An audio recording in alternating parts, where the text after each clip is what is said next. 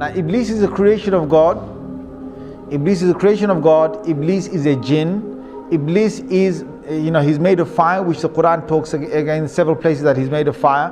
But where did Iblis come from? And were there the likes of Iblis before? So the Mufassirun have commented. And again, this is based on those narrations that I talked about earlier. And what Allah Azza wa Jal did is that He created a whole creation of jinns that were on the earth. And this you will find in many of the early Mufassirun have commented on this. He created them on the earth and they had got taklif. Now what is taklif? Taklif is that God's now given them a responsibility to recognize Him. Now when Allah gives responsibility to creation, He will send messengers. So what Allah did is that He sent jinn messengers. So before there was human messengers, before Adam alayhi salam, who was the first human messenger, there were many jinn messengers that Allah Azza wa Jal sent to them. Now the jinns are made of fire, and the jinns, one of the things they have inside them, being fiery is that you're angry and you're hasty, you're fast, you're very powerful.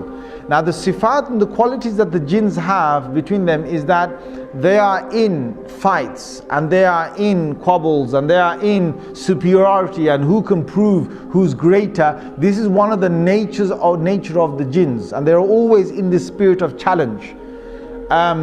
Now there are good jinns. Allah Azza wa Jal has said that in Surah Jinn itself. He's talked about two different groups of jinns, and He said the salihun, and there's those who are pious and those who are not pious. Now the ones that were on the earth were both types, and messengers came down. But the messengers in the many numbers were killed by the jinns on the earth. And there was great corruption that prevailed on the earth. There was great corruption that prevailed on the earth. Now there was one notable jinn that was very pious. Iblis, being who he was a good jinn, and he started to worship God to the extent, because jinns could fly, see, and jinns could go through many of the heavens. They could go up and down. They didn't have to stay on the earth. They could travel up. It was only when Rasulullah sallallahu alaihi wasallam came that they were trapped within this first universe. This is clear from the Quran. This in Surah Safat you will find this. In Surah Jinn you will find this. That Allah did not allow them to go beyond the first heaven, or the first heaven meaning the end of this universe. They can't go past that after Rasulullah sallallahu alaihi wasallam became a prophet. But before that they could go above that. So what happened is that on these travels, Iblis proved himself that he was so close to God.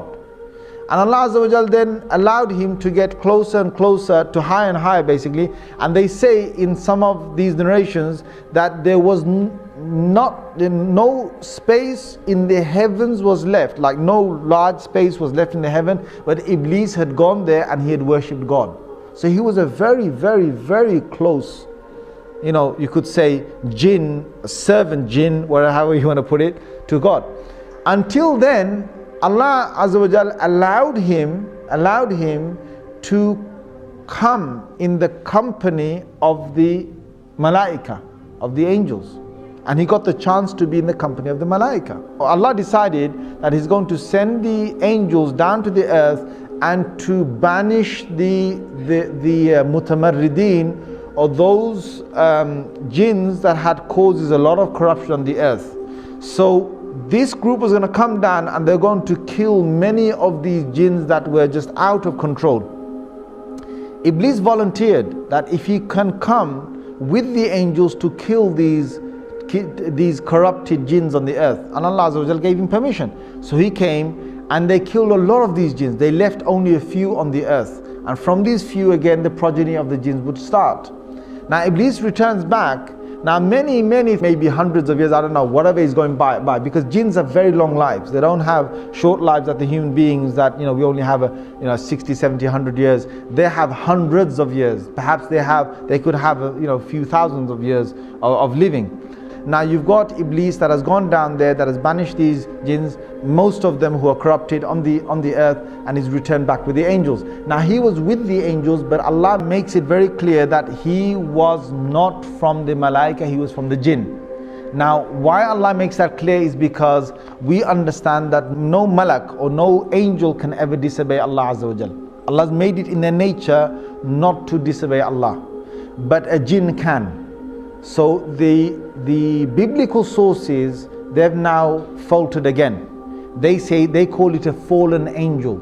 So what they say is that if an angel decides to go against the will of God or the command of God, then that angel, Allah drops him from the rank of the angels and now he becomes a fallen angel. That's the biblical sort of side, or what some of them believe.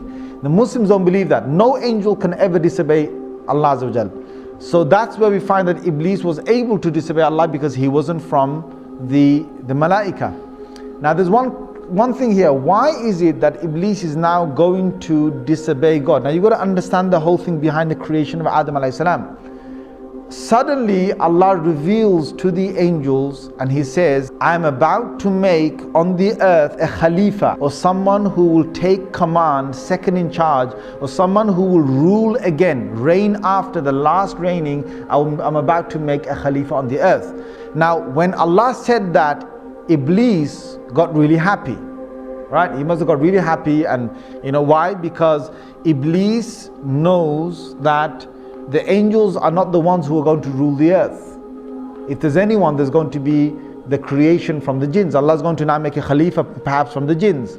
But Allah's decision wasn't that He's going to make a Khalifa or a vicegerent from the Jins. His decision now was that He's going to create this new creation. Now this shocked Iblis, because all these years that Iblis had worshipped Allah and had been so good was because he wanted power, he wanted prestige, he wanted to be in charge on the earth, he wanted to be, come back on the earth, and he's going to be sent perhaps as a messenger, or he's going to be sent with a new command of God on the earth, or he's going to be in charge of the Jins on the earth. There's something beautiful that's going to come for Iblis, something that he had a big glimmer and a big hope in, and all that was getting crushed now with this new creation. Now who is this new creation?